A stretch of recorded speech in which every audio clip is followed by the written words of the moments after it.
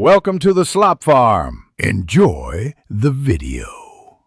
You start by confirming essentials: an active Google account with two-factor enabled, and either Gemini access in Labs or an API key.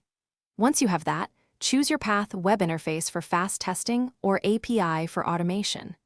Next, sign in, accept any terms, and enable billing if using the API. Make sure to note rate limits and quota now so you don't interrupt work later. Begin a simple query to verify the model responds before moving into advanced prompts. Once done with access, configure the model settings. Choose Gemini variant, set temperature, and max tokens to control creativity and length.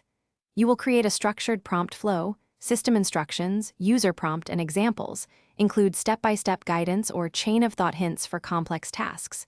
Make sure to test small inputs repeatedly, inspect responses, and adjust prompts. Also log each run's input, output, and billing impact so you can optimize for quality and cost as you refine the interaction. You now deploy.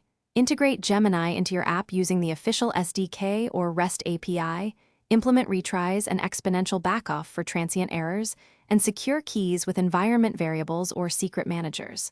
Monitor latency, token usage, and costs. Set alerts for spikes. For quality, add prompt templates and validation checks. If outputs are off, first reduce prompt length or lower temperature. Then add clearer system instructions or examples. Finally, maintain a versioned prompt library so fixes are reproducible. Thanks for watching. Consider subscribing if we helped you today.